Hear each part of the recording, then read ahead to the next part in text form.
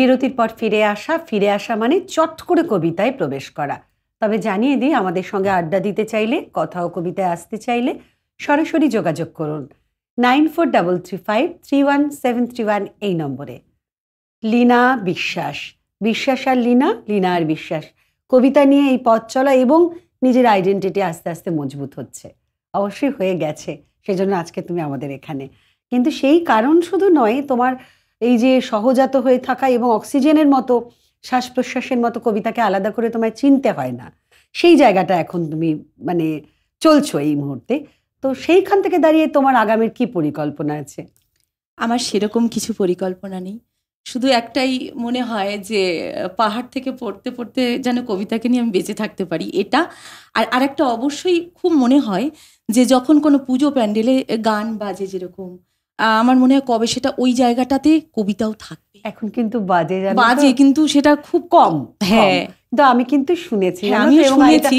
এবং তুমি মানে এটা একটু শেয়ার করছি, সময়টা খুব কম, আমরা একেবারে শেষের দিকে, তবু বলে দিই, এখন মানে অ্যানিভার্সারি, বিয়ের অনুষ্ঠান, জন্মদিন, এমন বহু অনুষ্ঠান আছে যেখানে কবিতার জন্য আলাদা করে মানে ব্যবস্থা করে, সেই ধরনের মঞ্চ করে। আমি নিজে এরকম কয়েকবার করেছি, আমাকেও খুব অবাক করেছে যে কবিতার জয়, আলটিমেট কবিতার জয় কোথায়, যে একটা বার্থডেতেও মানে তারা চাইছে যে কবিতার জন্য একটা আলাদা মঞ্চ হোক।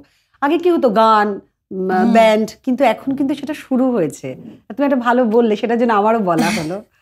তো সেইটা যাতে হয়, এটা আমি স্বপ্ন দেখি যে এরকম কবিতাও লোকে শুনবে দাঁড়িয়ে গিয়ে। কবিতা এখন অনেকটা আমাদের সঙ্গে সঙ্গে আমাদের মতপথেই চলছে, কিন্তু মোটামুটি আমরা যেরকম চাই। যেহেতু আমরা শেষে এসেছি, একেবারে কবিতায় চলে যাব সরাসরি। কি শোনাবে? হ্যাঁ, কবিতায় যেরকম প্রেম প্রকৃতি চলে আসে, সেরকম তো কখনো কখনো নাগরিক যন্ত্রণা, একাকিত্ব, সেগুলোও তো প্রেক্ষাপট হয়ে যায়। সেই রকমই একটা কবিতা আমি বলছি, ভাস্কর চক্রবর্তীর হেমন্ত ভামরা। ঘোলাটে মাথার ভেতর দিয়ে দিনরাতগুলো যায় আর ফিরে আসে, আমি গন্ধ পাই না। ছুরির ওপর আছড়ে পড়ে সূর্যাস্ত, আমি পড়তে পারি না। খসখসে হাতের ওপর এসে টোকা দেয় হেমন্ত দিন। আমি দরজা খুলি আর দেখি দাঁড়িয়ে রয়েছেন তিনি, আমার চায়ের দোকানের বন্ধু, জঙ্গলের বন্ধু, আমার সন্ধেগুলোর অধ্যাপক আর ঢেউগুলোর তরুণ ফর্সা প্রতিনিধি। প্রবীণ কবি আর তার পাণ্ডুলিপির মধ্যিখানে আমি থমকে দাঁড়িয়ে পড়ি আর কথা শুনি নিকোটিনের, দেবদারুর, কথা শুনি অলিগলির। গাছের পাতাগুলো ঝরে পড়তে পড়তে আমাকে বলছে বিদায়। ভালোবাসা মিলিয়ে যেতে যেতে আমাকে বলছে কাছে এসো। বিনীত মোমবাতির সামনে ঝুঁকে পড়ি আমি, আর মৃত্যু এসে কবিতার ভাষা উপহার দিয়ে যায় আমাকে, আর জীবন ঢেলে দেয় রং।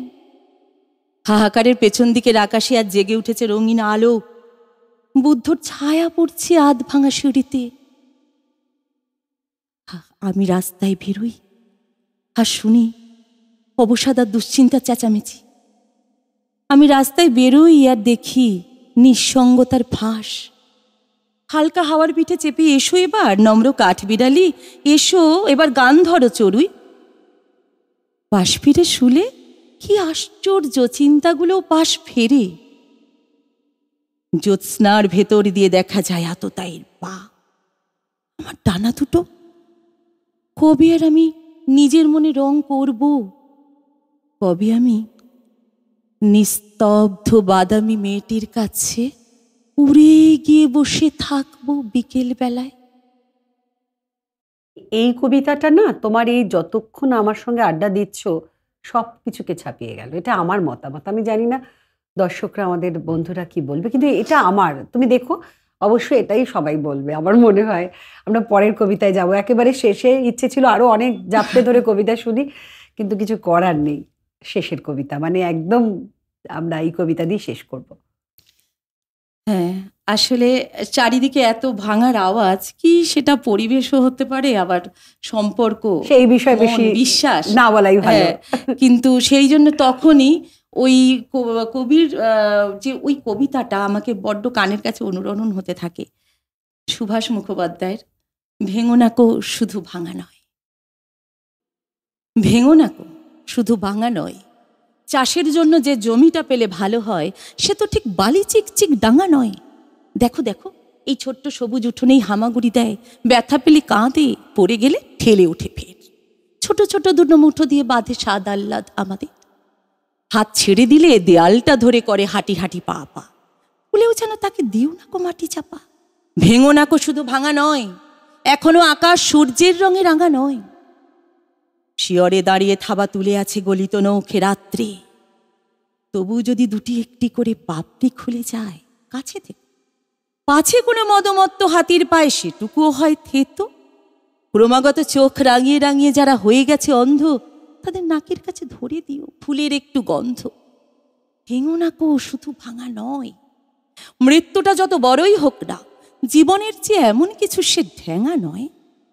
যার লাগে না কো মিষ্টি মানুষেরই সৃষ্টি, যে বলবে এই পৃথিবীতে এক রং আছে শুধু রক্তের, যত থাক নাম ডাক্তার, যত বড় দল হোক অন্ধ ভক্তের, টিকে কিনা টেকে একবার ভালো কবিরাজ ডেকে অচিরে দেখানো দরকার। ভেঙো না কো শুধু ভাঙা নয়, মন দাও আজ এর চেয়ে আরো তাজা রঙে এঁকে দেশ জুড়ে আরো ভালো এক ছবি টাঙা নয়। আজ তো একটা জীবনকে ঘরে আনা যাক, একটুও যার ভাঙা নয়। ভেঙো না কো শুধু ভাঙা নয়। ভেঙো না কো শুধু ভাঙা নয়, এই কথাতেই আমাদের পুরো সব কথা বলা হয়ে গেল। ভেঙো না কো শুধু ভাঙা নয়। নমস্কার। নমস্কার।